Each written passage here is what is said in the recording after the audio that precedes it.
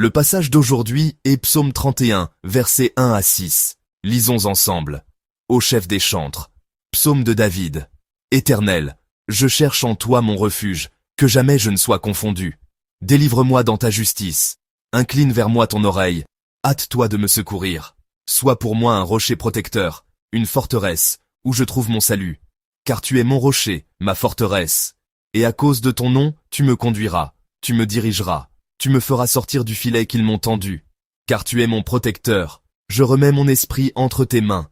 Tu me délivreras, Éternel, Dieu de vérité. Amen. Bien-aimés, parfois, nous traversons des moments difficiles à cause de ceux qui ne comprennent pas notre cœur. Même lorsque nous regardons autour de nous avec un cœur lourd, nous pouvons être encore plus découragés de ne trouver personne à qui nous confier. Nos cœurs sont accablés par des attaques et des critiques inexplicables, et nous sommes submergés par la fatigue et la peur à cause de cette détresse, incapables de trouver le repos. Où cherchez-vous refuge, chers saints, dans ces moments-là? Dans les corridas espagnoles, un taureau entre dans l'arène pour le combat. On dit que le taureau regarde autour de lui dans la vaste arène, cherchant un endroit où se reposer, un espace sûr où il peut rester. Et après s'être battu avec acharnement, juste avant de s'épuiser, lorsqu'il est trop fatigué et qu'il sent la mort venir, il se déplace vers cet endroit pour reprendre son souffle. On dit qu'il existe un espace où il se prépare pour la bataille finale, pour son dernier effort. En espagnol, cet endroit de repos que le taureau recherche est appelé querencia.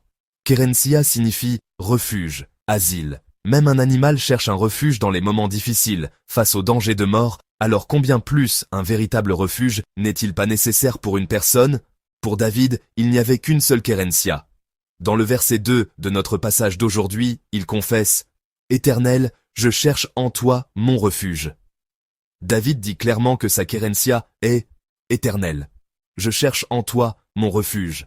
Cette phrase peut donner l'impression qu'il s'enfuit de Dieu, mais la confession de David aujourd'hui n'est pas une fuite, mais une direction.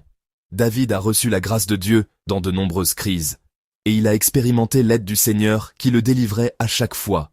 C'est pourquoi, lorsque des difficultés survenaient, lorsque des problèmes relationnels se posaient, lorsque les gens du monde ne le comprenaient pas dans cette situation désespérée, la querencia de David n'était nulle part ailleurs qu'en Dieu. Ce n'étaient ni les gens, ni les biens matériels, ni le pouvoir, ni la renommée, mais seulement Dieu. La direction de David était de courir vers Dieu. Face à cette crise, David ne s'est pas laissé ébranler vers d'autres endroits, mais s'est toujours réfugié en Dieu. Ainsi, pour David, la prière était un espace spirituel pour rencontrer Dieu lorsqu'il était fatigué du monde, incompris et opprimé par le monde, c'est-à-dire que la querencia spirituelle de David était la présence de l'Éternel Dieu. Si nous examinons la prière de David dans le psaume 31, versets 2 à 6, nous voyons que les versets 2 à 4 contiennent des traces de la prière fervente de David. Hâte-toi de me secourir. Sois pour moi un rocher protecteur, une forteresse. Tu me conduiras, tu me dirigeras. On pourrait le lire ainsi. Dieu a agi parce que David a prié si ardemment. Dieu est quelqu'un qui n'agit que si nous pleurons davantage. Parfois, nous lisons cela de cette façon. Si nous comprenons mal la supplication de David, nous pouvons penser que Dieu n'écoutera que lorsque nous prions avec ferveur. Comme si Dieu n'avait pas l'intention de le faire au départ, mais que notre prière fervente le touchait et le forçait à agir, nous délivrant de force et nous guidant en réponse à nos supplications. Mais cette pensée est très dangereuse. Nous sommes des êtres incapables de déplacer une seule pierre lourde par notre propre force, alors comment pourrions-nous déplacer le grand Dieu par notre propre force? Ce n'est pas comme si Dieu était quelqu'un que nous pouvions faire bouger à notre guise par ce que nous faisons.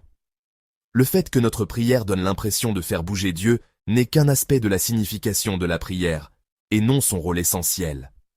La prière n'est pas de persuader Dieu, de changer son cœur, ou de le forcer à agir selon nos désirs. Si nous ne pouvons pas faire bouger Dieu par la prière, pourquoi devrions-nous prier Dieu avec ferveur? Pourquoi devrions-nous venir devant Dieu si tôt le matin, bravant le froid, et nous prosterner? J'ai eu des problèmes de vue depuis mon enfance. Je porte des lunettes depuis la première année de l'école primaire. Je n'avais pas de problème de vision lorsque je regardais le monde. Que je regarde le tableau noir ou les objets, je les voyais simplement. Mais lors d'un examen physique en première année, l'enseignant a appelé mes parents et leur a dit de consulter un ophtalmologiste. Conduit par ma mère, j'ai entendu dire à l'ophtalmologiste que ma vue avait baissé. Et à l'époque, les ophtalmologistes prescrivaient des lunettes. Je me souviens avoir porté ma première paire de grandes lunettes. Au moment où j'ai mis ces lunettes, j'ai été étonné. Je ne savais pas que le monde pouvait être aussi clair et lumineux. Lorsque je ne portais pas de lunettes, je ne savais pas si les objets étaient flous ou nets, mais lorsque j'ai mis mes lunettes, le monde est devenu si clair que j'ai réalisé que j'avais vécu une vie floue avant de porter des lunettes. De même, notre prière à Dieu est comme ces lunettes. Dieu n'est pas une personne capricieuse qui ne nous délivrera jamais, qui ne sera pas notre forteresse, ou qui ne nous guidera pas. Dieu est celui qui a déjà décidé de nous délivrer, d'être notre forteresse, de nous guider et de nous diriger avant même que nous ne prions. Mais nous prions lorsque nous sommes dans la difficulté, lorsque nous sommes fatigués, lorsque notre regard est distrait et que nous ne pouvons pas regarder Dieu. Lorsque nous prions en demandant « Dieu, où es-tu ?» Dieu nous montre que « J'étais là depuis le début.